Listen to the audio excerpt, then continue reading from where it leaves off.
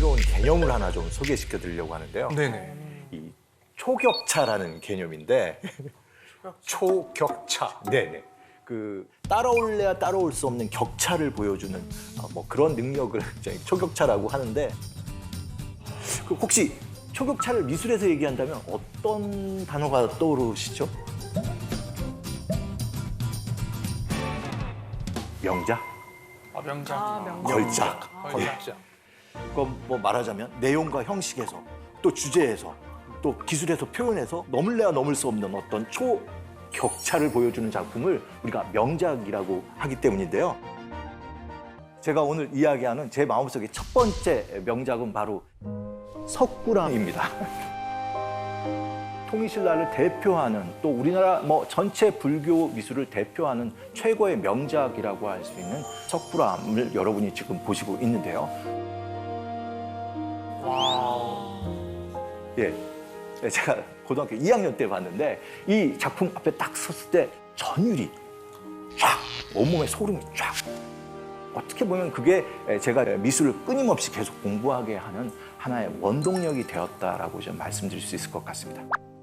이 명작을 설명할 때 여러 가지 개념이 있을 겁니다. 특히 이 석굴암이 가지고 있는 주제의식, 이 메시지, 이런 것들도 충분히 우리가 이 작품을 설명할 때 이야기할 수 있을 텐데 그중에서 제가 오늘 여러분과 함께 이야기하고 싶은 부분은 바로 기술과 재료에 의한 초격차입니다. 단단함의 정도를 표시하는 방법 중에 모스 경도라는 게 있습니다. 그 대리석 같은 경우에는 3 정도. 약하네요. 약하죠? 네. 혹시 지금 우리 손톱이 어느 정도냐면 이 모스 경도에 의하면 2.5 정도 됩니다. 되게 약하다, 대리석. 그러니까 손톱으로 대리석을 심하게 그으면 그어질 수도 있어요. 그러니까 대리석은 상당히 무르다라고 할 수 있죠. 자, 그러면 석굴암을 만든 이 재료, 화강암은 단단함이 어느 정도일까요? 8? 8. 8.5. 어렵다. 물론 조금 차이는 있겠지만 일반적으로 화강암의 단단함은 6으로 되어 있습니다. 그럼 말하자면 대리석으로 보게 되면 굉장히 화려하고 다채로운 표현을 할 수 있지만 화강암으로는 단단할 뿐만 아니라 입자도 굉장히 다른 석재에 비해서 굵기 때문에 이것으로 다채로운 표현을 하기는 조금은 어렵습니다. 아마 우리가 본 석굴암 본전물이 화강암으로 표현할 수 있는 맥시멈이 아닌가 이런 생각을 하는 거죠. 이럴 때 제가 오늘 쓸 수 있는 가장 중요한 단어가 바로 뭐죠? 초격차인 거죠. 그런데 이제 본전물의 주변까지 한번 살펴보십시오. 이 부처님 뒤에 광배가 이렇게 연꽃으로 딱 자리 잡고 있는데 그 주변까지도 한번 보시게 되면 석재가 완전한 마감을 갖추지 못한 부분도 보입니다. 그렇죠. 우리가 석굴암 본전부를 가장 완성도 높은 상태로 놓고 본다면 조금 거칠게 다룬 부분, 그거보다 조금 더 정교하게 다룬 부분, 이러고 그것이 완전히 마감을 한 석굴암 본전부까지 과정까지 좀 볼 수가 있죠. 여기서 여기까지 오늘 이렇게 먼 길을 오셨기 때문에 이 부분을 아마 보시면 조금 더 놀라실 그런 부분까지 한번 보여드리겠습니다. 처음 봤어. 석굴암 본전물의 뒷면을 여러분한테 한번 그죠. 보여드리고자 합니다. 앞에서 봤을 때와는 달리 마감이 조금 부족한 부분들이 보이죠. 이거는 우리가 알 수가 없지만 이 완성 단계에서 어떤 이유가 있었던 것 같긴 합니다. 그렇죠? 신기하다. 이상하다, 기분. 제가 오늘 명장의 그 세계를 낱낱이 보여드린다고 했는데요. 교과서에도 안 나오는 건데 이거. 마감이 조금 완성도가 떨어지긴 하죠. 그런데 이걸 이렇게 뒤집으면 어떨까요? 이렇게 힘든 화강암을 가지고 만드는 과정에서 벌어졌던 그 당시 조각가의 노고가 느껴지지 않나라는 거죠. 차라리 저런 부분이 있기 때문에 저는 이런 표현도 써요. 인간적이에요.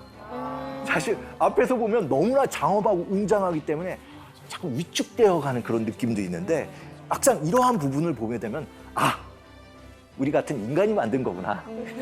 사람의 어떤 향기가 확 느껴지게 됩니다.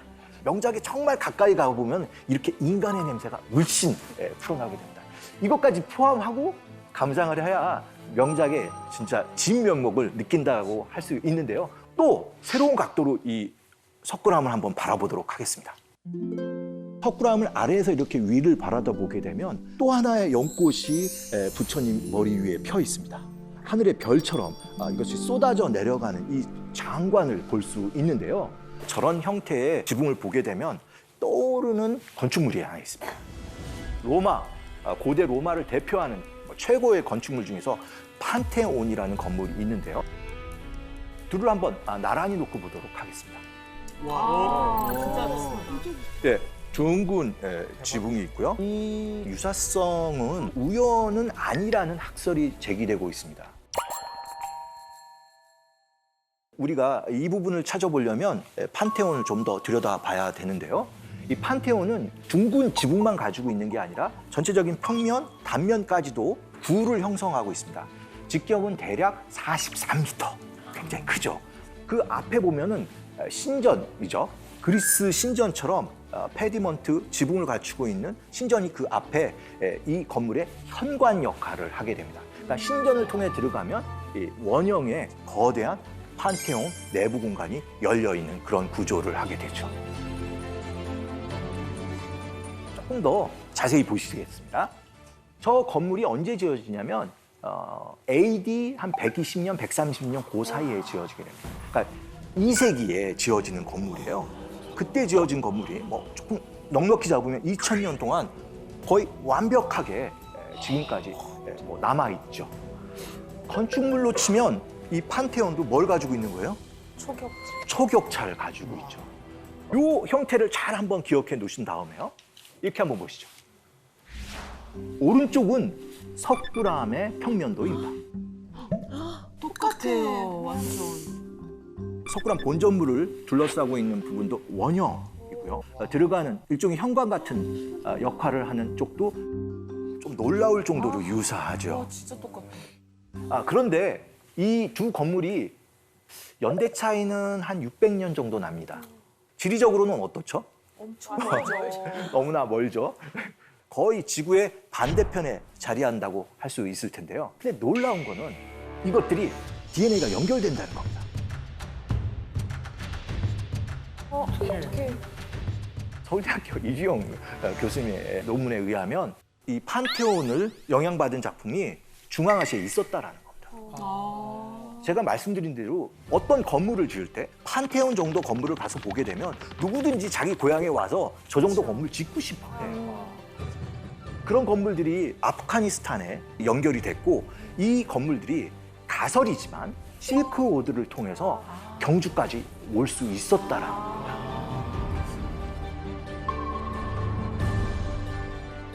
명작하면 탄생 순간부터 지금까지 굉장히 위대한 작품으로 추앙받았을 것 같은데 막상 그 명작의 세계에 가깝게 다가가다 보면 좀 다른 이면들을 보게 되게 됩니다.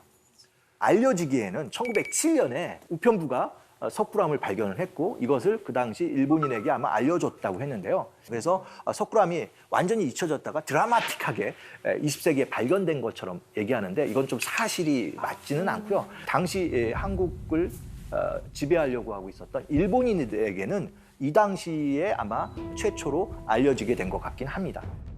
이때 아마 침략을 생각하고 있었던 일본은 아마 이 작품을 분해해서 일본으로 가져가고 싶어 했던 것 같기도 해요. 하지만 결국 한국 전체를 강점하면서 그냥 놔두면서 관리하는 방식으로 전환하게 되는데요.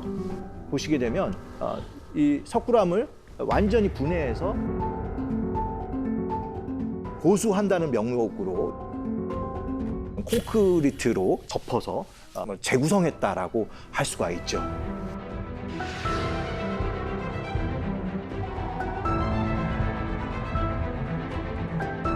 그럼 우리가 지금 보고 있는 석굴암은 고수한 모습의 석굴암인 겁니까? 맞습니다. 실제로 본전부를 포함해서 40여 이상의 나한상들이 있었는데 이것들이 이 재배치 과정에서 원형과 약간 멀어졌다라고 생각할 수도 있을 것 같습니다. 아깝다. 너무 했어. 그리고 이제 자연적으로 놔두면은 항온 항습이 되는 그런 구조였는데 저렇게 두텁게 콘크리트를 발라버리기 때문에 결로 현상이 좀 발생하게 됐고요. 이렇게 되면서 1966년 대략 이 시점부터는 여기에 에어컨을 설치하게 됩니다. 그러니까 소위 말하면 강제적으로 이제 항온 항습을 유지하기 위한 뭐 어쩔 수 없는 선택을 하게 되죠. 너무 했네요. 그리고 이제 여러분 아시겠지만 지금 석굴암을 가셨을 때는 유리가 끼워져 있어서 정말 이렇게 실견했다라는 느낌을 100% 갖기는 좀 어렵습니다. 이게 사람으로 치면 어떻다고 얘기할까요? 운명에 기구하다고 할 수 있는데 그런 기구한 운명을 가졌던 게 우리가 그토록 사랑했던 석굴암의 일생이라고 할 수도 있겠습니다. 이 로마에는 어떤 명작이 있을까요? 이 판테온하고 멀지 않은 바티칸에 있는 명작입니다. 피에타, 또 성당, 벽화. 벽화, 성당. 성당, 베드로 대성당. 근데 하나 조금 나왔는데 조금만 더 얘기해 주시면 안 되겠어요? 네, 천지창조에 있는 그 예, 시스티나 예배당 천장화를 말씀한 거로 알겠습니다. 예. 이름이 생각이 안 나서. 로마 바티칸 하면 시스티나 예배당의 천정화를 빼놓을 수가 없습니다. 너무 멋있다. 지금 천지창조의 순간들이 자리하고 있고 벽 중간에 아담의 탄생을 그린 장면입니다. 지금 저 아담이 일어나면 키가 어느 정도 될 것 같으세요? 180 넘을 것 같은데. 2m 정도 될 것 같습니다. 2m 15. 3m요. 이건 또 저희 추정이긴 한데 대략 4 내지 5m. 어머, 어떻게 그렸지? 이게 그림이 전체 거의 폭이 맞췄죠. 거의 6m 되고요. 높이도 3m에 육박합니다. 일어서게 되면 4에서 한 5m 정도 되는데요. 미켈란젤로가 이 정도 되는 크기를 조각상으로 만든 게 있죠. 다윗상, 우리가 이제 다비드라고 좀 부르는 이 조각상의 크기가 5.17m입니다. 이게 대리석이기 때문에 때도 많이 타서 청소하는 시간을 갖게 되면 참고하는 걸로. 와, 진짜? 어떻게 깎았지? 미켈란젤로가 키가 컸나요? 여러 설이 있는데 이제 보통 키 아니면 조금 왜소했다는 설도 요즘에 더 많이 제시되고 있습니다. 여러분 대리석의 특징이 뭡니까?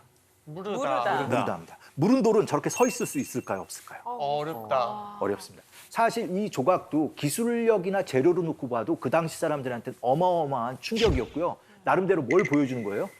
다른 대리석 조각하고 초격차를 보여줬다고 할 수 있습니다. 이런 조각상을 미켈란젤로가 만들었고 이 조각상에 육박하는 거대한 그림을 시스티나 예배당 천장화에다 그려 넣은 거죠.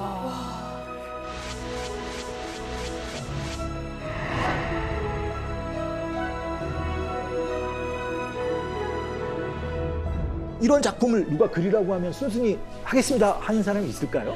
없어요. 백옥조도 안 그래요. 난 배고프기만 해. 난 배고프기만 해. 아니, 왜냐면 평생 해야 될 것 같아서 내 평생을 바쳐야 되니까 저는 이 시스티나 예배당의 이 천장화를 그리는 그 난이도 한번 살펴보는 시간을 좀 가져볼 겁니다.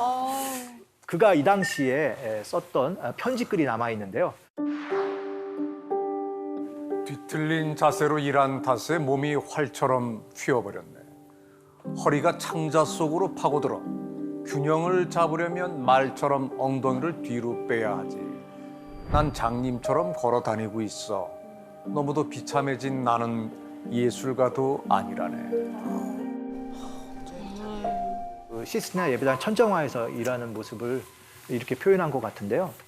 우리가 이제 누워서 그렸다라고 알려져 있지만 사실은 아니고요. 거의 대부분 서서 그렸던 것 같은데요. 계속 서서 이렇게 그림을 그리다 보니까 이 머리 뒤가 등에 붙었다는 거 아니에요.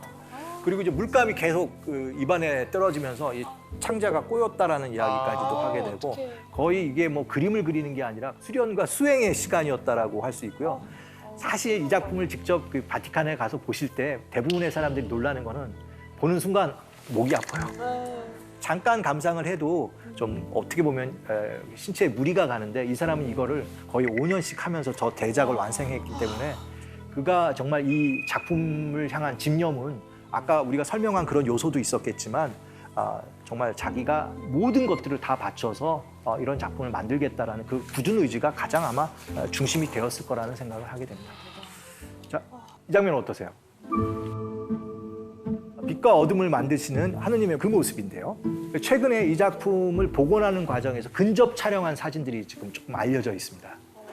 보통은 왼쪽의 모습인데 오른쪽 모습은 그 조명을 옆에서 강하게 줘갖고 아까 얘기했던 철필로 그은 드로잉 같은 것들을 보여주게 되는 것이죠. 그 무엇보다도 자세히 보시면 팔의 위치나 이런 것들이 드로잉된 모습하고 실제로 완성된 모습하고 조금 차이가 나죠. 네네. 막상 계획은 했지만 그 위에서 그림을 그리다 보니까 수정을 하는 거죠. 즉각 수정을 하고 있는데 조금 여기서 우리가 좀 눈여겨봐야 될 것은 이 그림이 벽화라고 했고 제가 프레스코 벽화라고 했습니다. 프레스코 벽화는 이게 이탈리아어로 프레시하다는 뜻이거든요. 영어로 신선하다라는 거예요. 석회 반죽을 벽에 바르고 물에다 알료를 개서 그림을 그리게 되면 이 석고가 마르면서 착색이 되는 그런 그림입니다. 그러니까 이게 그림이 사실 그리는 과정이 굉장히 까다롭습니다. 벽에 딱 붙여갖고 굵은 못으로 이렇게 그어서 표현할 수도 있고요. 하루 정도 그릴 수 있는 양을 정확히 예측해야 돼요. 왜냐하면 그게 완전히 굳어버리면 그 다음에 그림을 그릴 수가 없어요. 그래서 정말 딱 그날 올라가서 그릴 부분만 딱 저걸 그리고 그 위에다 그림을 그리는 건데 그림이 울퉁불퉁하죠. 네, 그리고 붓터치 같은 것들이 느껴지죠. 물론 저건 20m 아래에서 바라다보면 잘 보이지 않지만 실제로 우리가 미켈란젤로의 눈 높이에서 이 그림을 봤을 때는 오른쪽이 아마 더 가까운 모습이었을 겁니다. 진짜 저렇게 보면 인간이 만들어냈다라는 느낌이 오죠. 그가 자기 손으로 한 땀 한 땀 그려냈다라는 그런 느낌이 그대로 오게 되는데요. 이 순간 우리가 아까 봤던 그 명장면과 한번 나란히 보는 것도 의미가 있을 것 같습니다.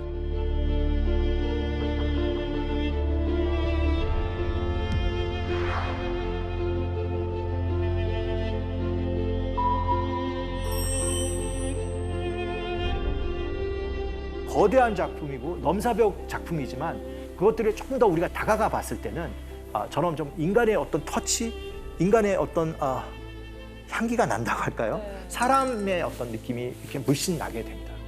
이게 정말 명작이 우리가 조금 명작에 가까이 갔을 때 우리가 느낄 수 있는 그런 어떤 세계인 것 같다는 생각을 또 갖게 됩니다.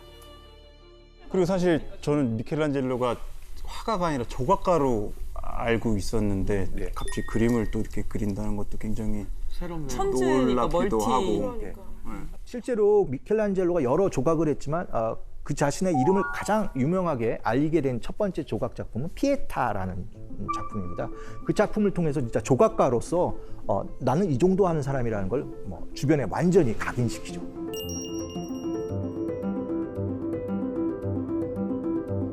그때 그 나이가 20대입니다. 와, 20대.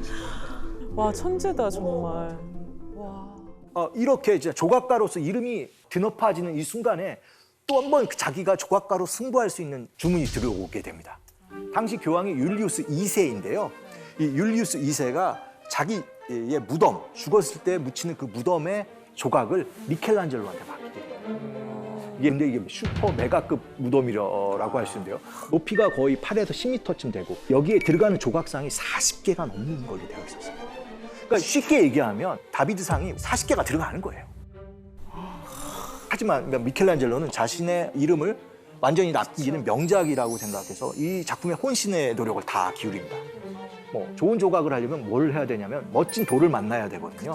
그래서 대리석 광산이 있는 까라라에 가서 진짜 좋은 돌을 찾기 위해서 몇 년씩 누비고 다니는 그 과정이 있는데 슬프게도 이 율리우스 2세의 무덤을 만드는 이 프로젝트가 중단됩니다. 왜요? 왜지? 그 당시 율리우스 2세 교황에게 건축으로 자문하던 사람이 있습니다. 브라만테라는 사람이 있는데 이 브라만테가 사실은 밀고 있었던 화가가 있습니다. 굉장히 재능 있는 미켈란젤로보다 어리고 미켈란젤로는 성격이 좀 괴팍한데 성격도 좋고 우리가 알고 있는 그 라파엘로라는 작가입니다. 그의 먼 친척 되는 삼촌 정도가 되는 사람이 브라만테였는데 브라만테가 미켈란젤로와 교황 사이에 불화를 만들려고 이런 잡음을 만들었다고 누구의 주장이냐면 미켈란젤로 측 주장입니다. 라이벌. 한번 그와 관련된 그림도 남아 있는데요. 이 그림을 보시게 되면 브라만테가 초대 베드로 성당을 허물고 새로운 베드로 성당을 짓자고 제안하는 장면입니다. 그 뒤에 한 젊은이가 또 서 있는데요. 이 사람이 이제 라파엘로인데 이 그림 중에서 가장 절묘한 사람은 입이 이렇게 삐쭉 나온 사람이 하나 있죠. 이 장면을 굉장히 심술궂게 바라보고 있는 사람이 미켈란젤로인데 자기가 꿈꿔왔던 율리우스 2세 무덤 조성 프로젝트가 중단이 되고 게다가 미켈란젤로에게 천장화를 그리도록 하라는 이 아이디어를 준 사람은 브라만테라는 거죠. 당연히 미켈란젤로는 이거는 거절합니다. 아직 회화적으로는 실력을 드러내 보여주지 않았던 미켈란젤로가 브라만테가 자기를 나락에 빠뜨리려고 만든 일종의 간괴라고 생각을 했고 그래서 교황의 요청을 거부하죠. 저는 조각가이지 화가가 아닙니다. 여기서 잠깐 미켈란젤로 성격이 얼마나 괴팍했는지를 보여주는 그 사례가 있습니다. 이 프로젝트를 한참 진행하고 있는데 교황이 얼마나 궁금하겠어요. 그래서 도대체 이 프로젝트가 언제 끝났는지 미켈란젤로한테 물었는데 뭐 끝날 때 되면 끝나겠죠. 이 정도 답변을 했다는 거예요. 근데 이분도 정말 성격이 진짜 다혈질 성격인데 그래서 기록에 의하면 주교 지팡이 있죠. 그걸 내려쳤다는 거예요. 그러면은 또 미켈란젤로가 맞고 가만히 있었냐? 즉시 짐 싸갖고 고향으로 낙향했다는 거예요. 근데 이제 교황이 막상 또 그런 일이 벌어지니까 이 프로젝트는 계속 해야 되고 그래서 결국 미켈란젤로를 이렇게 달래게 됩니다. 근데 뭘로 달게 됐냐면 체불된 임금을 한꺼번에 지불한 걸로 되어 있습니다. 돈이었어요. 예, 그게 미켈란젤로가 사형제인데요. 두 번째 아들입니다. 근데 이 집안이 실질적으로 돈을 버는 사람은 미켈란젤로밖에 없었어요. 소년 과장이었던 거죠. 미켈란젤로는 일찍부터 성공을 해서 집안을 일으켜 세우겠다라는 생각이 굉장히 컸고 두카토 500냥. 500냥. 예. 요즘으로 치면 대략 한 5억 정도가 밀려 있었던 거예요. 어쨌든 이 돈을 받고 미켈란젤로는 다시 돌아와서 지금 우리가 본 대로 이 시스티나 예배당을 완성시키죠. 아마 이게 그가 이렇게 어마어마한 프로젝트를 감행하게 된 굉장히 중요한 요소 중에 하나라고 생각해요. 또 빼놓을 수 없는 게 뭐죠? 라펠라와 경쟁의식이에요. 들여다보면 들여다볼수록 교황님의 큰 그림이 있었던 것 같아요. 미켈란젤로가 이 그림을 그리고 있을 때 정말 지척에서 라파엘로가 그림을 그리고 있었어요. 시스티나 예배당과 라파엘로가 일하고 있는 교황의 집무실과의 거리는 100m도 되지 않아요. 생각해 보세요. 자기보다 7살 어린 라파엘로라는. 더 기분 나쁜 거는 본인은 그래도 피에타상이라든지 다윗상이라든지 여러 가지 아주 중요한 프로젝트를 했는데 라파엘로는 사실 뭐 뚜렷한 성과가 없는 정말 신의 작가이거든요. 그에게 교황이 정말 지척에 있는 공간에 중요한 작업을 맡긴 거예요. 이거는 누가 봐도 경쟁 구도이고 이거 지게 되면 체면이 말이 아닌 것이죠. 그렇죠.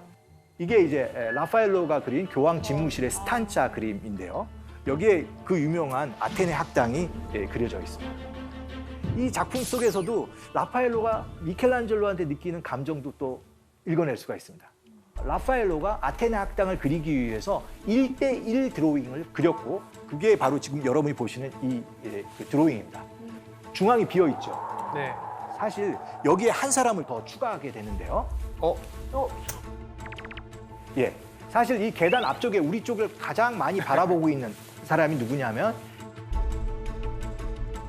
헤라클레이토스라는 그리스 철학자인데 이 분이 라파엘로가 그린 미켈란젤로로 알려져 있어요. 라파엘로가 보기에는 미켈란젤로는 항상 어떤 거예요? 혼자 뚝 떨어져서 외롭게 골똘히 생각에 빠져 있으면서 작업하는 그런 모습으로 다가왔던 것 같고요. 라파엘로 측으로 생각해서 보면은 미켈란젤로가 그렇게 낯설고 먼 게 아니라 고독한 천재로서 인정해주고 싶었던 마음도 있었다고 좀 이 그림을 통해서 보면 읽을 수 있을 것 같습니다. 근데 실제로 라파엘로가 미켈란젤로를 따라했다, 모방했다라는 얘기를 들은 적이 있는데 그게 진짠가요?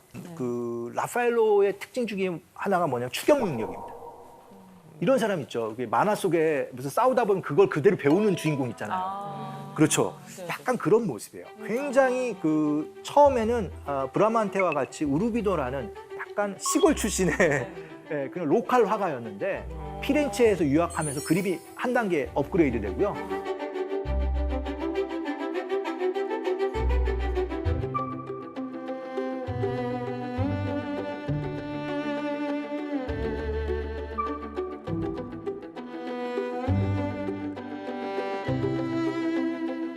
로마에 와서 이렇게 미켈란젤로와 경쟁하면서 미켈란젤로와 대등한 실력을 보여주게 됩니다. 그러니까 어떻게 보면 그 학습 능력이 대단히 탁월했던 화가이라고 할 수 있고요. 사실 이거 배우는 것도 능력입니다. 능력이죠. 예, 절대적인 능력이고요. 어느 순간에 넘어가게 되면 표현력에 있어서 또 하나의 천재였던 다빈치까지 능가하는 모습을 보여주게 됩니다.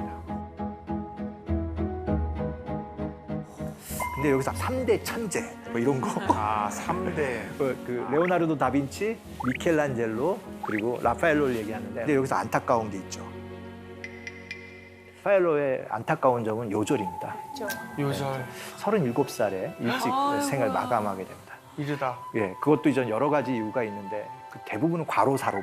그러니까 일을 좀 거절했어야 되는데 너무나 잘하니까 많은 일이 몰려왔고 정말 젊은 나이죠. 30대 후반에 했던 프로젝트를 보게 되면 어떻게 인간이 이걸 다 할 수 있을까라고 생각이 들 만큼 아까 봤던 그 시스티나 예배당에 뒤지지 않을 만큼 굉장히 거대한 교황의 집무실 벽화 다 그리고요.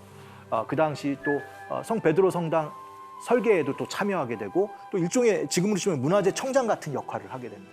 이 와중에 끊임없이 또 미켈란젤로와 얽히게 됩니다. 이게 정말 나빠요. 이 두 사람이 경쟁에 있다는 것을 알아갖고 끊임없이 이 두 사람한테 같은 그림이나 같은 곳의 그림을 그리게 합니다. 스트레스. 보실까요? 이 그림은 사실은 미켈란젤로의 그림은 아니에요. 미켈란젤로와 친분이 굉장히 강하게 있던 베네치아 출신의 세바스티아노 델 피옴보라는 작가가 있는데 이 작가와 라파엘로가 거의 똑같은 사이즈의 그림을 프랑스 성당에 그리게 돼요. 이건 뭐냐면은 둘이 그림을 나란히 걸겠다라는 거예요. 비교되잖아. 그러면 미켈란젤로의 아주 측근인 세바스티아노 델 피옴보와 라파엘로의 그림이 나란히 있으면 당연히 사람들이 어떤 비교를 하는 거예요. 미켈란젤로와 라파엘로의 그림 비교로 자연히 가기 때문에 여기에 또 미켈란젤로가 가만히 있을 수 없죠. 이 그림의 주제는 예수 그리스도께서 죽은 나자렛을 살리는 장면이에요. 저 나자렛의 장면, 오른쪽을 보시죠. 저 드로잉이 바로 미켈란젤로가 그려준 거예요. 이렇게 레슨을 준 거죠. 이렇게. 다 해준 거네요, 저거. 그렇죠. 특히 그 예수 그리스도의 저 모습은 뭐예요? 천지창조의 모습이라든지 미켈란젤로의 모습 그대로 또 따온 거죠. 세바스티아노 델 피옴보는 철저히 자기가 누구의 모습으로? 미켈란젤로의 모습으로 저 그림을 완성했던 건데요. 그런데 이때 라파엘로의 기량이 어느 정도냐면 초격차입니다.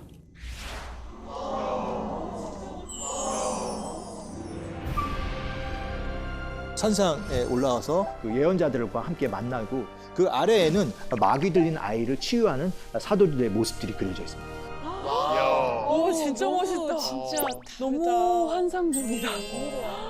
두 개의 그림이지만 아래 위 그림이 따로 놀기보다는 손짓, 몸짓 그리고 빛의 효과에 의해서 하나로 이렇게 연결되는 듯한 효과를 주게 되죠. 이거는 누가 봐도 누구 승이에요? 라파엘로 승이라고 볼 수 있는데 이겼다. 안타깝게도 이 그림을 라파엘로의 마지막 그림입니다. 거의 유작이라고 할 수 있는 그림이 그리스도의 변용이라는 작품이고요. 이 그림을 그대로 모자이크로 만든 작품이 베드로 성당 안에 이제 그 제대화로 또 있기 때문에 혹시 로마에 가서 이 그림을 보시게 되면 또 한 번 굉장히 많은 생각을 만감이 교차하는 느낌을 가지면서 이 작품을 쓰시게 될 겁니다. 미켈란젤로와 시스티나 예배당의 인연은 여기서 그치진 않습니다. 좀 더 계속되는데요. 미켈란젤로가 이 그림을 처음 그렸을 때가 30대입니다. 그런데 25년 후쯤 다시 돌아와서 이 정면에 있는 벽면에 최후의 심판이라는 그림을 그리게 되죠. 유명한 그림. 이 그림은 뭐 그 당시 굉장히 많은 논쟁을 가져오게 되는데요. 특히 이 그림 한복판에 자리하고 있는 예수 그리스도의 모습이 그 당시 사람들은 좀 받아들이기 곤란했던 모습이었던 완전 것 같습니다. 근육질이에요. 근육이 엄청나죠. 예. 네. 예수 그리스도의 모습은 지금도 바티칸 벨베데레 궁에 있는 아폴로의 모습과 굉장히 흡사합니다. 굉장히 건정한 몸, 손의 자세, 특히 그 얼굴의 모습은 거의 일치한다고 할 수가 있어요. 똑같다. 머리 스타일까지 똑같아. 예수 그리스도를 이교도의 신의 모습으로 표현했다는 거는 이거는 신성 모독일 수가 있는 것이죠. 그래서 이 작품을 보고 당시에 많은 비평의 목소리가 있었는데요. 특히 이 예수 그리스도의 모습뿐만 아니라 그 미켈란젤로가 성인과 성녀를 어떻게 표현했냐면 완전 누드로 표현했습니다. 예수 그리스도를 그리스 신처럼 표현한 것도 불편한데 성인, 성녀를 완전 누드로 표현했기 때문에 당시 비판의 목소리는 굉장히 거셌다고 알려져 있는데요. 특히 교황의 의전 담당관이었던 비아지오 다 체세나라는 사람이 있었는데 그 사람이 이런 비판을 아마 앞장섰고요. 그 어떤 얘기를 하냐면 이 그림은 성당이 아니라 술집 아니면 뭐 매운 글에서나 적당한 그림이다라고 강렬히 비판했던 것 같습니다. 그런데 미켈란젤로가 누굽니까? 이 이야기를 듣고 가만히 있을 수가 없죠. 어떻게 안가풍을 하냐면은 우리 지옥에 빠진 영혼들이 첫 번째 심판을 하는 사람이 바로 미노스라는, 우리나라로 치면 염라대왕이라고 할 수 있는데요. 이게 그를 비판하던 비아지오 다 체세나의 얼굴인 것이죠. 어떻게 이제는 이 사람은 이제 이 그림이 계속되는 한 자기의 역할은 뭔 거예요? 지옥의 염라대왕 얼굴로 그냥 남아 있는 거예요. 전 세계에서 예. 더 놀라운 거는 이 그림이 그려져 있는 위치입니다. 들어가는 문 입구 바로 위에다 만들었습니다. 진짜 무섭다. 무서운 사람이다. 천재네. 우리가 그 작가를 비판했을 때는 어떻게 되돌아올지를 보여주는 하나의 역사적 사례이기도 한데요. 이 작품이 누드로 그려졌다는 거에 대한 어마어마한 비판이 있었고요. 사실 이 비판 때문에 이 작품은 거의 파괴될 뻔합니다. 절대 교회 안에서 받아들일 수 있는 선을 넘었다라는 거죠. 하지만 그 안에서도 여전히 양식 있는 사람이 있었고 이 작품을 만약에 쉽게 얘기하면 갈아엎은다면 그거는 정말 일종의 문화 파괴자로서 역사의 길이 남을 거라는 이런 경고의 목소리 때문에 이 작품이 유지가 되긴 됩니다. 근데 여러분 이게 유지가 된 건데 상당 부분이 다시 그려집니다. 완전히 갈아엎는 대신에 이 누드의 중요한 부위, 성인 성녀의 소위 그 중요한 부위에다가는 이 옷을 입히게 됩니다. 그래서 지금 그려진 모습은 일종의 이렇게 소위 말하면 검열을 받은 결과라고 할 수 있겠습니다. 지금 색깔이 들어가 있는 부분이 있죠.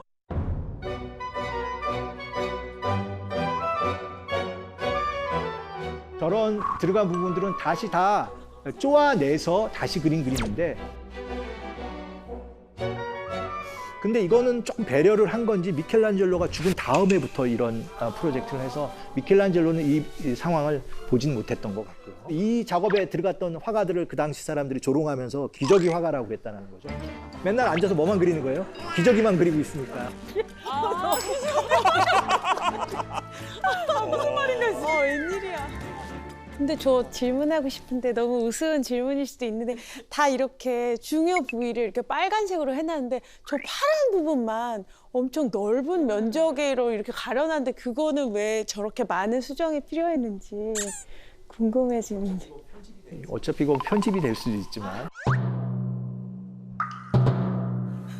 바로 이 장면입니다. 원래는 이 남녀가 벗은 몸으로 저렇게 같이 그려졌고 저 남자 성인, 비아지오 성인이 앞쪽을 바라보고 있었기 때문에 성행위를 보여준다라는 거죠. 저기는 완전히 다 쪼아서 다시 그렸다는 거죠. 정확히 거의 완전히 미켈란젤로하고는 관계없는 세계가 되어버린 것이죠. 그래서 정말 명작이기 때문에 겪어야 될 운명의 순간이지 않을까 싶습니다.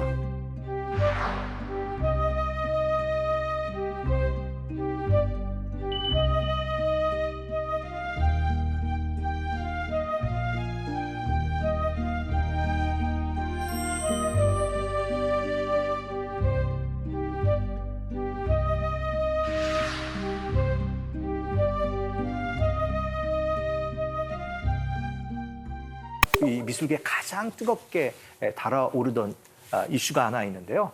바로 그게 뭐냐면 이건희 컬렉션입니다. 삼성전자 이건희 회장님께서 국가에 23,000점이니까 뭐 상상할 수도 없고 기증으로 치면 뭐 세계의 기증이라고 할 수 있는 이 기증을 작년 초에 했죠. 그리고 나서 여러 가지 우리가 또 미술에 대한 인식이 바뀌는 계기가 되기도 했는데요. 이 어마어마한 23,000점 중에서 하나의 명작을 꼽아보라면 바로 이 작품을 뽑고자 합니다. 모네의 수련이라는 작품인데요.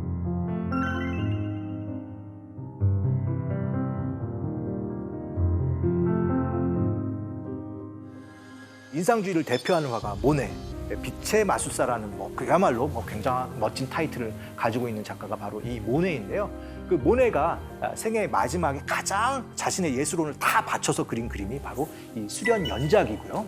이 작품 중에 하나가 지금 국립중앙박물관에 전시되어 있습니다. 대박이다.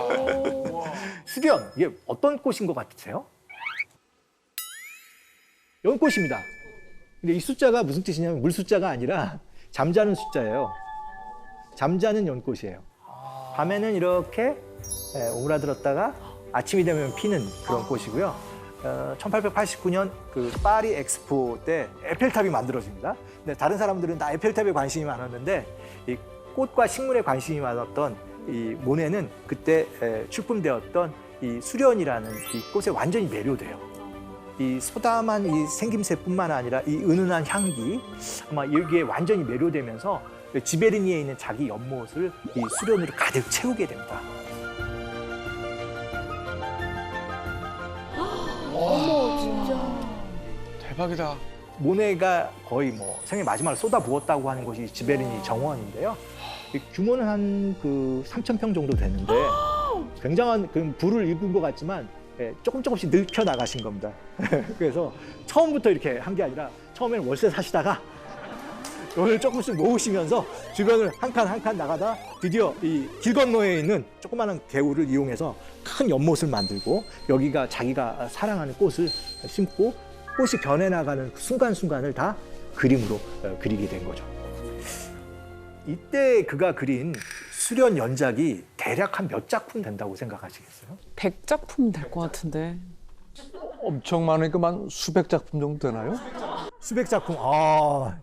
지금 알려진 게 한 250점 정도 됩니다. 많다면 많고 적다면 적지만 우리가 아무리 사랑하는 연인도 한 100번 그리라고 하면은 약간 좀 힘들어할 텐데 수련에 대한 애정이 찐이었던 거죠. 정말 끊임없이 그렸고 그가 아마 1890년대부터 그렸으니까 한 30년 넘게 이 그림을 자기 생애 마지막 순간에는 이 수련과 함께한 그런 화가가 바로 모네라고 할 수 있는데요. 이 모네의 수련을 보면 어떤 느낌이 드시나요? 그래서 이 수련뿐만이 아니라 모네 작품 전체적인 특징이 조금 평온하다, 안정적이다.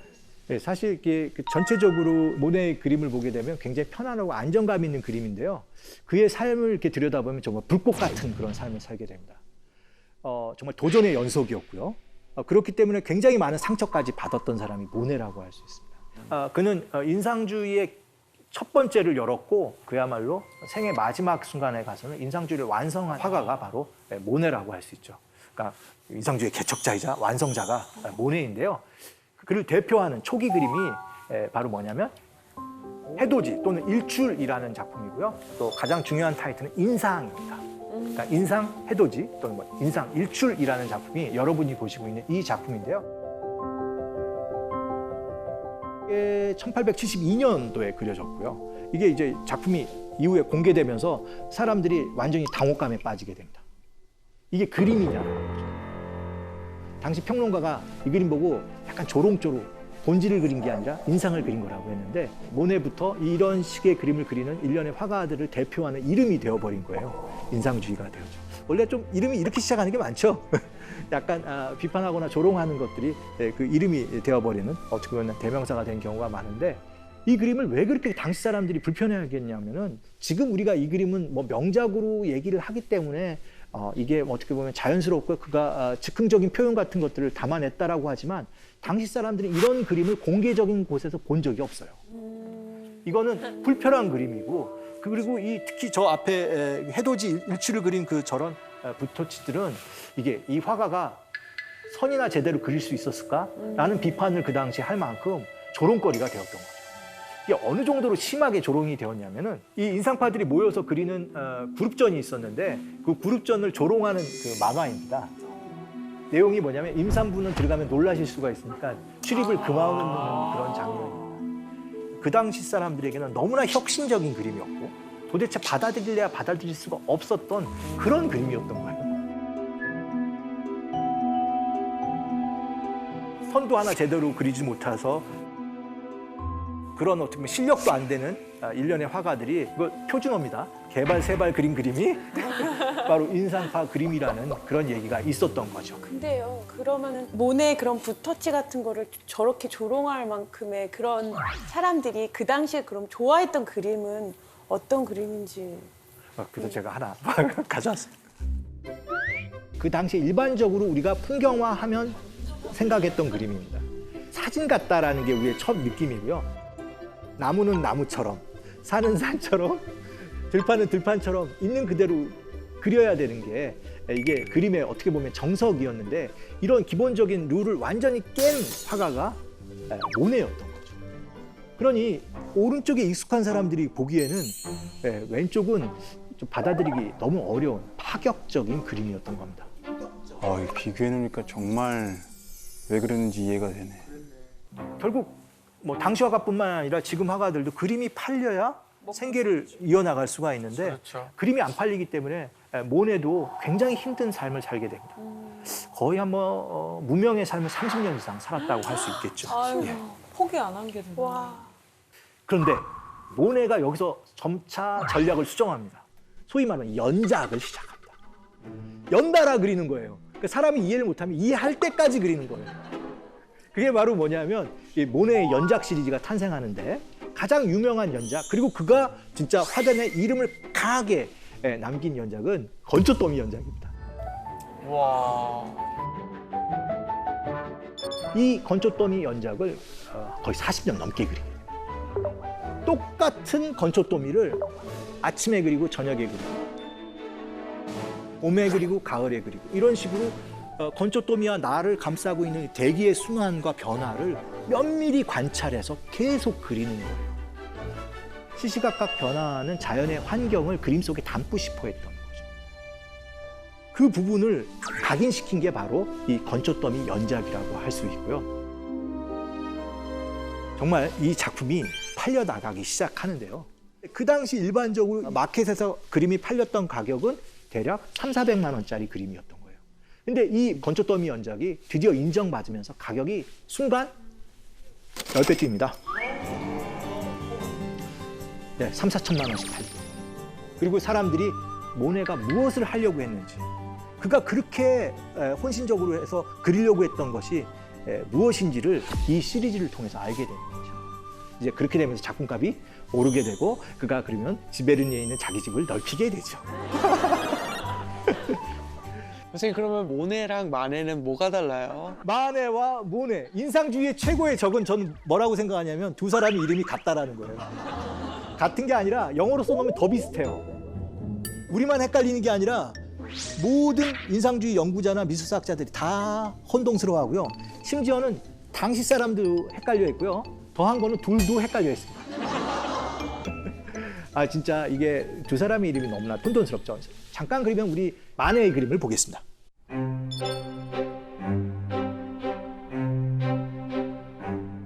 작품 제목이 올랭피아인데 이 올림피아는 그 당시 그 소위 매춘부들이 가장 많이 쓰던 예명 가명이었습니다. 그러니까 이 작품 제목부터 이 작가는 의도를 갖고 들어온 것이죠.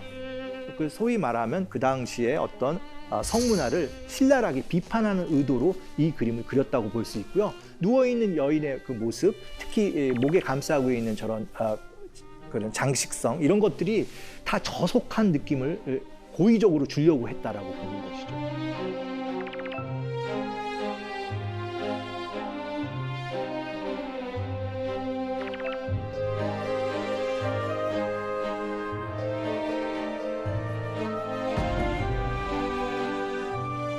사실 그 당시에는 누드화가 많이 그려졌지만 이 누드는 사람들이 절대 신적이거나 위험 있는 그런 누드가 아니라 굉장히 저속한 그림으로 받아들였어요. 그러니까 원래는 그림을 보러 전시장에 가면 우아하고 아름다운 그림이 있어야 되는데 이거는 어떻게 보면 그 당시 사람들이 숨기고 싶어 했던 좀 부끄러운 그림들이 이렇게 걸려 있었던 거죠. 당시 정말 이런 그림을 봤을 때 사람들은 만해에 대해서 굉장히 불편해했고 그래서 이런 그림들을 그리는 화가라고 해갖고 뭐 일단 만해를 이단아 아니면 정말 또 정말 골치 아픈 말썽꾸러기 이렇게 좀 생각을 하고 있었던 거죠. 항상 이렇기 때문에 그 만해는 자기 스스로도 조금 힘들었던 것 같아요. 그래서 이 그림이 그린 그 다음에 1866년에 어떤 일이 있었냐면은 이제 드디어 국전, 살롱전 오프닝 날이 있었던 거죠. 그래서 만해가 간 거예요. 작품도 냈겠다. 자기 작품이 됐을까 안 됐을까 얼마나 조마조마했을까요. 딱 이 살롱전에 들어갔을 때 갑자기 박수가 환호성이 나왔다는 거예요. 조금 과장을 하자면. 그리고 사람들이 축하한다고 그러고 막 이번에 또 좋은 작품 냈다고. 그래서 이제 얼떨떨이 만해가 설마 내 작품이? 뭐 이게 반신반의하면서도 약간 기분이 업됐겠죠. 그리고 사람들이 얘기하는 작품을 보니까 자기 작품이 아니었던 거예요. 녹색 옷을 입은 여인이라는 작품인데 이건 모네가 출품했던 작품이었거든요. 근데 여기 세부를 보시면 이제 사인을 한번 보세요. 모네지만 이게 조금 작아지면 만해로 보였기 때문에 당시 사람들은 이거를 만해가 그린 작품이라고 생각했고 만해에게 축하한다고 당신 작품 선정됐다고 얘기를 한 건데요. 이때 느꼈을 만해의 생각은 어땠을까요? 개명해야겠다. 그러게. 개명밖에 답이 없다. 굉장한 어떻게 보면 일종의 그 자존심의 상처가 났고요. 그리고 그 당시에서도 모네가 인사를 하려고 했다는 거예요. 근데 이제 그걸 거부했고, 그래서 두 사람의 관계는 최소한 한 3년 정도는 냉담했던 것 같습니다. 근데 결국 이 오해는 풀렸고, 두 사람은 굉장히 또 다시 그 동료가 돼서 인상주의를 끊어가는 일종의 뭐 양계 산맥이 되죠. 그때 그 만해가 그린 그림은 지금은 미술사에 실리는 굉장히 유명한 그림입니다. 피리 부는 소년. 이 그림은 그 낙선을 한 거죠. 결국 선정을 되지 못했는데 그가 이런 그림을 통해서 이루려고 했던 업적은 결국은 인정을 받아서 지금도 만해는 뭐예요? 미술사 한 부분을 확실히 차지하는 그런 작가가 되었죠. 이 두 작가 다 인상주의 그룹에 포함됩니다. 양식적으로 좀 차이가 나죠.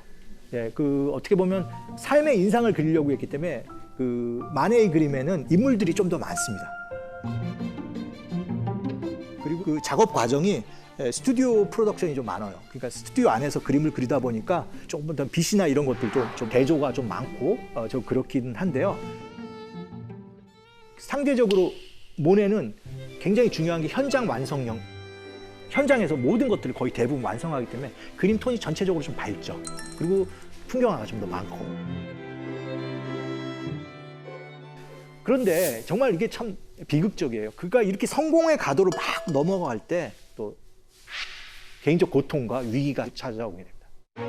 야외에서 몇 시간씩 그림을 그리고 눈을 혹사하다 보니까 1908년부터 그도 이제 느끼게 되는데 소위 백내장 질환을 겪게 됩니다.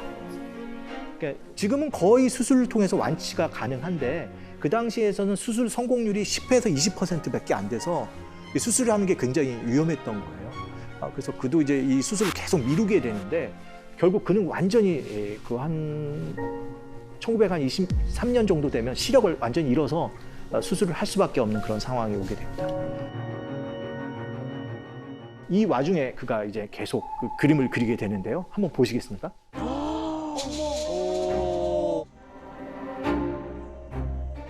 초기에 그린 그림은 우리가 인상파 그림 범위에 있죠.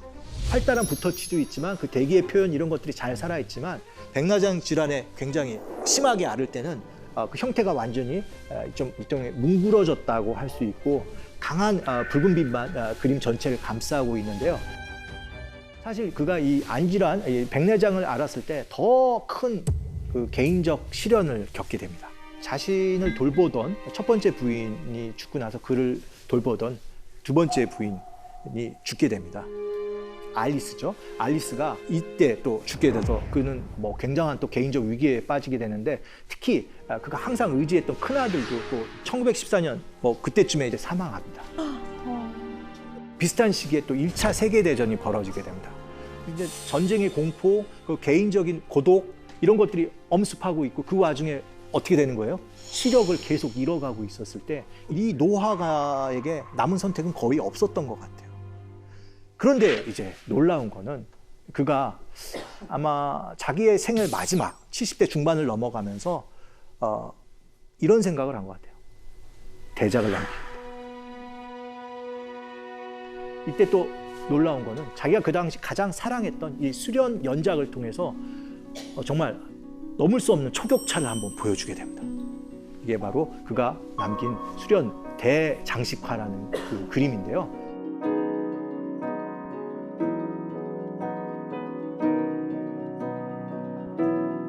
완전히 그 인간적인 어떤 삶의 마지막에 있어서 다시 이제 붓을 들고 일어나게 되는데요. 이 화가의 뒷면에 있는 저 수련 연작을 그리겠고 저것을 통해서 진짜 누구도 이뤄내지 못한 엄청난 업적을 쌓겠다는 그 인형으로 다시 화가로 도전하게 됩니다. 와 진짜 멋있다. 이 그림은 지금 어디서 볼 수 있냐면은 가장 거대한 규모로는 프랑스 파리 루브르 앞에 조그마한 부속 건물인데요. 건물 이름은 오랑주리라고 되어 있습니다. 오렌지 나무를 보호하던 일종의 온실이기 때문에 여기가 뭐가 좋냐면은 그 빛이 천장에서 들어와요. 그래서 모네가 이 그림을 기증할 때 제일 중요하게 생각했던 게 자연광이거든요. 그래서 이 자연광을 자연스럽게 또 갖출 수 있는 이 조건까지 가지고 있었던 것이 바로 이 오랑주리, 이 온실인데요. 여기를 개조해서 프랑스 정부가 누구에게 모네 수련의 전용관으로 헌정했죠. 이게 그 규모도 또 우리가 얘기했듯이 초격차입니다. 높이가 2m고요. 이 그림이 전체적으로는 8개의 주제로 이어졌지만 다 이어붙이면 100m입니다. 안타깝게도 모네가 이 전시된 형태는 보지 못합니다. 그는 1926년에 그 생을 마감하고 오랑주리 미술관이 완성된 건 그 다음 해입니다. 그래서 어쨌든 프랑스 정부는 약속을 지켰고요. 그럼 지금과 같이 이러한 형태로 전시되어 있습니다. 그런데 말입니다. 이 그림의 오른쪽을 좀 주목해서 보시죠.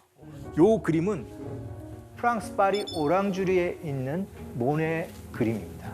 수련 바로 구름이라는 연작인데요. 지금 저 그림에 한번 주목을 해보시면 위의 그림이 지금 국립중앙박물관에 전시되어 있고 이건희 컬렉션을 통해서 국가에 기증된 수련 작품입니다. 비슷한데? 굉장히 비슷하죠. 똑같아. 그림자 라인이 똑같죠? 네, 똑같습니다. 이 아래는 햇볕이 좀 강해서 빛의 대비가 좀 더 크고요. 위쪽은 날씨가 좀 흐리다 보니까 톤이 약간 중간으로 올라와서 그림자 안까지 그림이 보이는 그런 상황입니다. 이 그림은 분명히 지금 동일한 위치에서 그려진 그림인데 날짜와 시기는 다르겠죠. 특히 인상적인 거는 구름의 표현은 거의 일치합니다. 하지만 또 우리의 또 관심사는 그 아래에는 안 보이는 꽃망울입니다. 꽃망울이 언제 피냐면 6월에서 7월에 피거든요. 그러면 이거는 수련 6월이라고 이렇게 이름을 불려주는 게 좋을 것 같습니다. 우리가 모네의 그림은 다 어떻게 보면 시시각각 다른 표현을 했을 뿐만 아니라 모네가 그 작품 하나하나를 다른 이름으로 붙여줘요.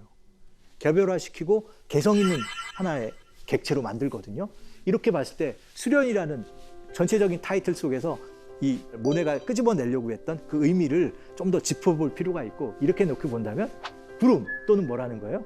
6월 이런 타이틀로 이 작품을 좀 더 가깝게 부를 수 있을 것 같습니다. 그럼 선생님 위에 그림은 백내장 이전 그림이고 밑에 그림은 백내장 이후 그림인가요?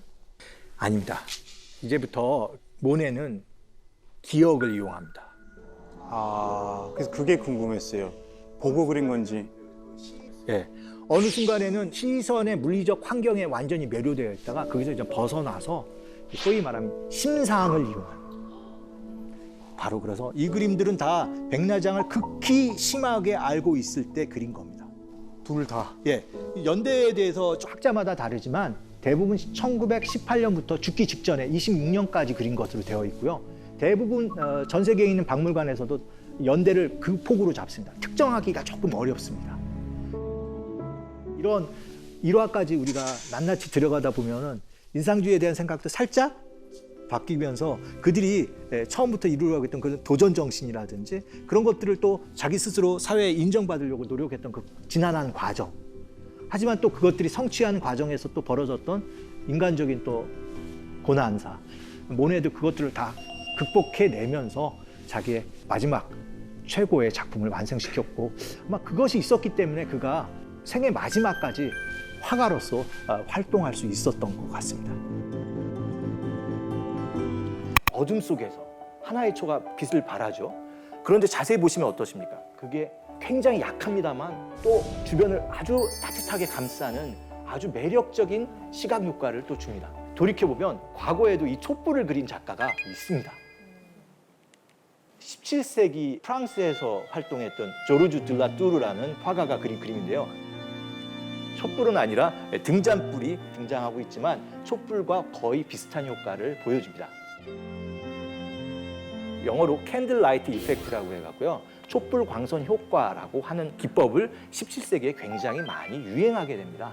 그리고 촛불 광선 효과를 가장 잘 쓴 화가들 중에서는 들라뚜르가 있고요.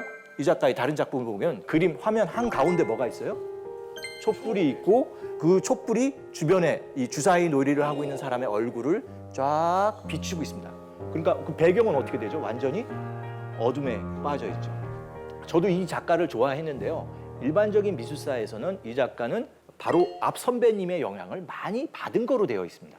그 바로 누구냐면 미켈란젤로 다 까라바조입니다. 이 작품을 보면 지금 한가운데 앉아 계신 분이 누구냐면 예수님이십니다. 얼굴이 약간 살집이 붙어 있고 약간 너무 젊게 등장하는데요. 예수님이 부활하시고 나서 제자들과 같이 이 엠마오라는 곳을 가는데 심지어 이 제자들이 예수님이 부활하셨는데도 못 알아봐요. 왜? 예수님은 사흘 전에 돌아가셨으니까 모셨던 스승이 다시 부활했는데도 그걸 깜깜이로 못 알아보는 겁니다. 그래서 이 엠마오라는 곳에 앉아서 식사를 하면서 내가 예수다! 라고 하는 바로 그 장면을 그린 겁니다. 이 카라바조 작가는 기존에 있었던 도상을 흐트리면서 새롭게 해석한 굉장히 파격적인 작가입니다. 심지어 살인도 했고요.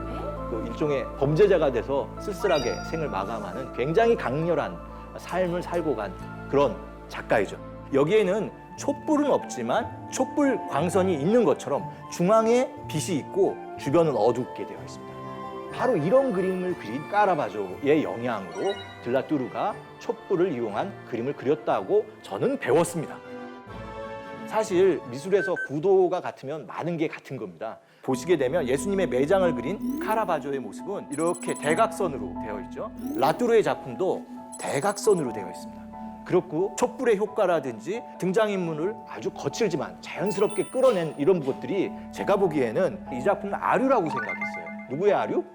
카라바조의 아류라고 생각을 했습니다. 그런데 촛불을 오랫동안 보니까 여기에는 촛불이 그렇게 효과가 강하지가 않았다는 걸 느낀 거죠.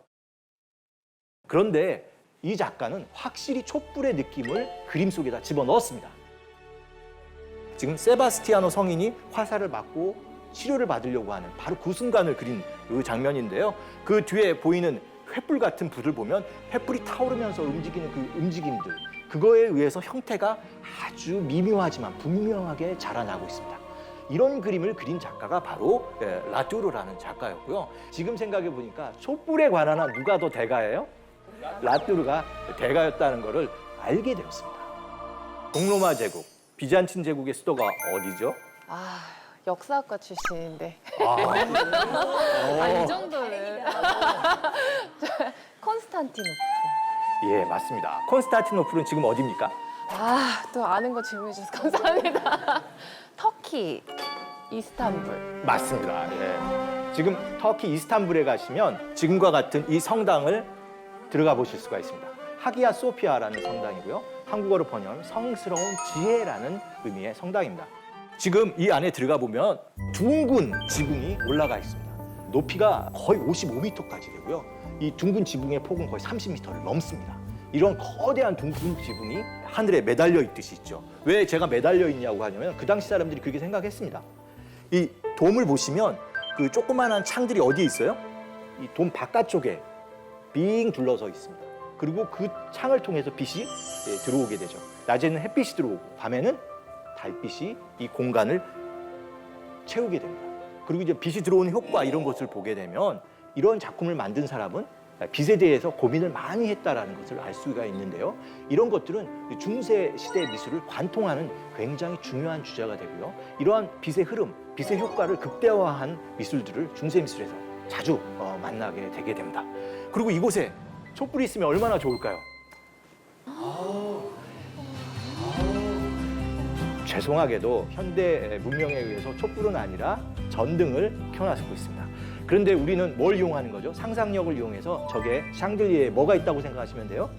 촛불이 있다라고 생각을 하시면 이 공간이 새벽이라든지 밤에 어떻게 사람들한테 다가왔을지를 충분히 상상하실 수가 있습니다.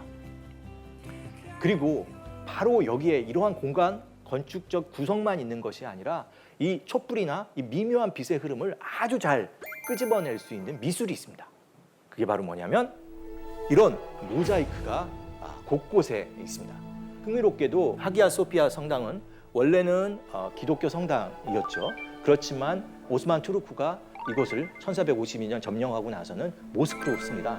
하지만 이슬람 지배자들도 하기야 소피아를 너무나 좋아해서요. 파괴하기보다는 그대로 모스크로 썼고 여기에 있었던 많은 모자이크도 그대로 남겨놓고 아니면 회치를 해버렸습니다. 그래서 지금도 이 회를 걷어내면 이러한 옛날에 있었던 모자이크를 다시 볼 수가 있습니다. 이게 얼마나 크냐면은 이 성모 크기가 한 7m, 8m 되는 거대한 모자이크입니다. 그리고 이 모자이크의 주변에 있는 황금색의 배경을 보시면 모자이크, 우리한테는 좀 낯선 그런 미술인데요. 손원수 씨, 모자이크 아세요? 알죠? 우리 어렸을 때 그 색종이로 이렇게 해서 붙이는. 예. 예, 우리가 이제 그걸 모자이크라고 생각하는데요. 원래 모자이크는 색깔 있는 돌을 시멘트 위에 붙이는 겁니다. 돌을 붙이는 하는 거예요? 그걸 테세라라고 하는데요. 한 1cm, 크면 한 3cm 되는 돌을 쫙 붙여나가는 겁니다. 이렇게 붙여나가는 거죠. 그래서 어떻게 보면 타일 붙이는 거랑 굉장히 비슷합니다. 그런데 이게 타일을 삐뚤삐뚤 붙이면 우리가 뭐라고 하지만 아무리 우리가 노력을 해도 이 돌을 사람이 자른 거라서 다 삐뚤삐뚤합니다. 이걸 벽에다 붙이면 어떤 일이 벌어지냐면은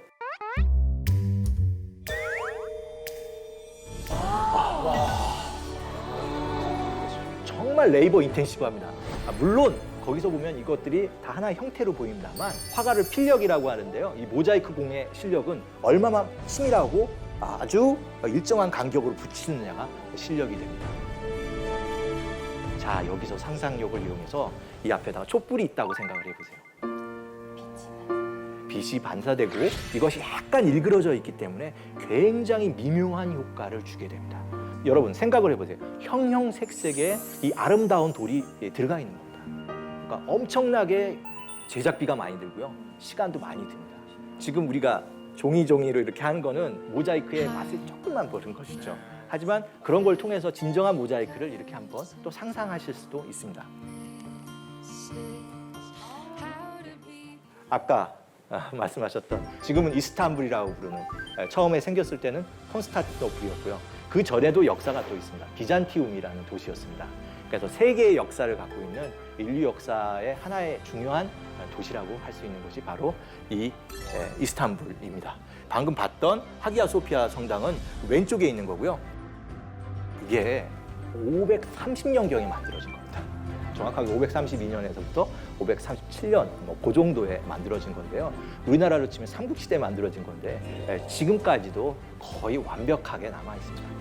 보면 고대 건축 기술이 그대로 중세로 전달되고 있는 그런 느낌이 있습니다. 큰 돔이 있고요. 이게 10,000원짜리 돔이 그 돔을 옆에서 지지하고 있습니다. 그리고 더 아래로 내려가서 보시면 그 돔이 3개로 갈라져 갖고 또 버텨주고 있습니다.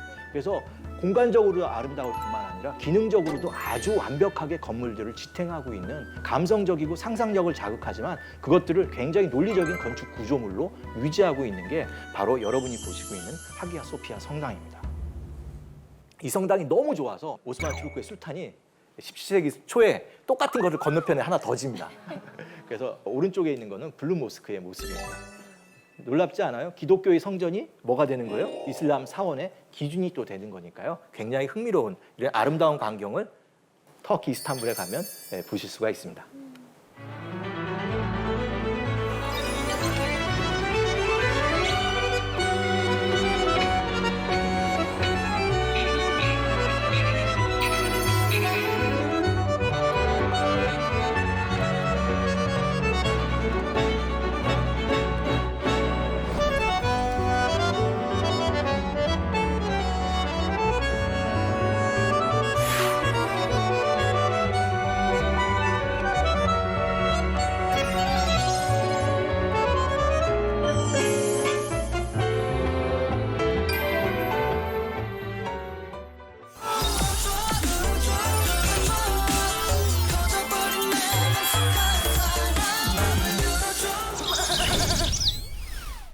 모자이크를 보시려면 바로 어느 도시에 가셔야 돼요? 라베나에 가셔야 됩니다. 이탈리아에 가시면 보통 베니스, 피렌체, 플로렌스라고 하는데요. 그 길을 가거나 밀라노를 가는데요. 아쉽게도 이 라베나라는 도시는 우리가 주요 다니는 관광 노선에서 약간 비껴나 있습니다. 지도를 한번 볼까요? 여기입니다. 한국하고 비슷하게 생겨 있는데요. 우리나라로 보면 원산 정도의 위치에 있는 곳이 라베나입니다. 이 라베나 조그마한 도시 안에 거의 1km 되는 오랜 도심 안에 5세기, 6세기에 지어진 아름다운 초기 교회들이 곳곳에 있습니다. 그리고 이 성당들에는 뭐가 있어요? 모자이크 장식들이 거의 완벽할 정도로 잘 남아 있습니다. 저희가 그냥 가장 먼저 볼 곳은 산 비탈레 성당. 비탈리스 성인을 위해서 지어진 성당이고요. 6세기 초에 지어졌으니까, 그리고 아까 봤던 하기야 소피아 성당하고 거의 비슷한 시기에 지어진 쌍둥이 성당이라고 하실 수가 있습니다. 하나는 어디에 있어요? 콘스탄티노플에 있고 하나는 라베나에 있습니다. 근데 이 라베나에 있는 것들은 거의 완벽하게 지금 남아있죠. 생긴 것도 원형의 지붕을, 정확하게는 팔각 지붕을 갖고 있습니다. 그래서 이런 원형 또는 정다각형, 팔각형 교회 건축들이 이 당시에 잘 유행했다는 걸 또 알 수가 있죠. 겉으로 보니까 감동이 별로 없죠. 네, 귀여워요. 네, 이제 진정한 매력은 어디에 있어요? 안에? 안에 내부를 보시면 8개의 꽃이 있는 것 같은 모습입니다. 그리고 설마 저게 다 모자이크입니다. 지금 이건 사진이기 때문에 이게 굉장히 밝게 느껴지시는데요. 실제로 안에 들어가서 보시면 굉장히 어둡습니다. 몇 분 지나고 나서 있으면 이런 형태들이 들어오게 되는데요. 이게 바로 아까 말씀드린 바로 뭐예요? 모자이크로 만들어진 겁니다. 그리고 창들이 작게 나와 있지만 그 창을 통해서 빛이 들어오게 되죠. 그리고 여기에 우리는 항상 상상력으로 뭘 꼭 생각하셔야 돼요? 촛불이 있다고 생각하시면 이 공간이 훨씬 더 감성적이고 미묘하게 다가오실 겁니다. 지금 우리가 좀 더 자세하게 살펴볼 곳은 무대의 중앙, 바로 그리고 위에 있는 앱스라는 공간입니다. 이 산비탈레 성당의 가장 중요한 이야기가 적혀 있는 곳은 바로 이 앱스라고 하는 이 반원형의 이 공간입니다. 이 성당이 어떻게 지어졌는지, 왜 지어졌는지 그 이야기가 여기에 들어가 있죠. 중앙에 계신 분은 예수 그리스도입니다. 그리고 예수 그리스도께서 관을 내리고 있는데 바로 그분이 이 성당이 봉헌된 성인 비탈리스라는 초기 기독교의 순교자이십니다. 그게 순교자를 위한 관을 내려주시고 있죠. 그리고 그 건너편에는 이 성당을 직접 짓도록 한 그 주교의 모습이 있습니다. 그래서 보시면 이 팔각형 성당을 들고 있습니다. 그러네요. 제가 이걸 들고 있으니까 저도 천국 가야죠. 이런 얘기를 이렇게 하고 계십니다.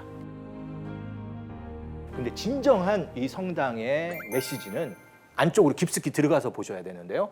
한쪽에는 유스티아누스 황제, 건너편은 테오도라 황후가 들어간 모자이크가 있습니다. 바로 이 모자이크인데요. 우리가 미술사 책에서도 아주 많이 나오는 굉장히 유명한 장면입니다. 이 성당을 지을 때 동로마 제국의 황제였던 유스티아누스 황제가 중앙에 계시고요. 한쪽에는 성직자들이 있고 바로 옆에는 신료들과 군인들이 쭉 같이 있죠. 근데 저는 더 좋아하는 사람이 있어요. 이 역사적으로 아주 독특한 인물인데요. 바로 맞은편에 있는 황후 테오도라입니다. 이 유스티아누스 황제와 황후 테오도라의 그 러브 스토리는 굉장히 유명합니다. 우리나라로 치면 바보온달과 평강공주에 해당하는 이야기입니다. 근데 여기서는 남자인 유스티아누스 황제의 신분이 높고 저 중앙에 있는 저분 테오도라 황후의 신분이 낮습니다. 알려진 바에 의하면 서커스에서 춤을 추는 무희였다라고 하죠. 그 당시 로마법에 의하면 하층민과 상층민의 결혼이 금지되어 있지만 이 유스티아누스 황제는 이 테오도라를 너무나 사랑했기 때문에 법을 고쳐가지고 결혼을 합니다. 근데 결과적으로 이 결혼은 대단한 성공을 가져오게 됩니다. 하나의 일화가 있는데요.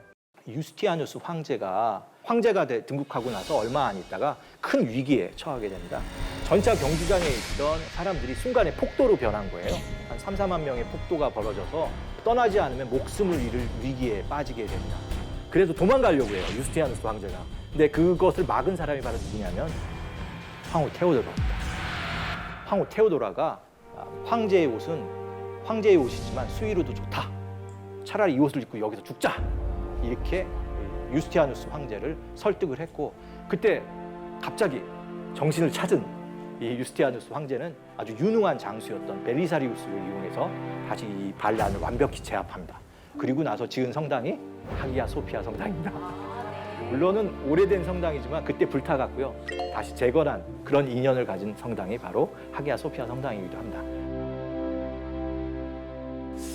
그렇다면은 저는 지금 강의를 드리면서 보통 이렇게 유화로 이 그림을 그리면 더 디테일하게 표현할 수 있지 않습니까? 그럼에도 불구하고 모자이크화로 표현을 한 특별한 이유가 있나요? 예, 있습니다. 쉽게 말하면 캔버스는 오래 보존되지가 않습니다. 근데 여러분이 본 이 모자이크는 한 번 제작하게 되면 거의 이 건축물이 남아있는 한 건축물과 함께 가는 영속성을 가진 그런 표현 매체입니다. 이 중세인들은 하느님을 표현하고 자기들의 생각을 표현하는 데 있어서 유화도 그렸겠지만 이거를 가지고 이 아름다운 성당을 꾸미기에는 너무 한계가 있다고 생각을 했던 거죠. 그래서 이 고생을 해갖고 정말 어렵게 모자이크로 이 성당을 꾸민 겁니다.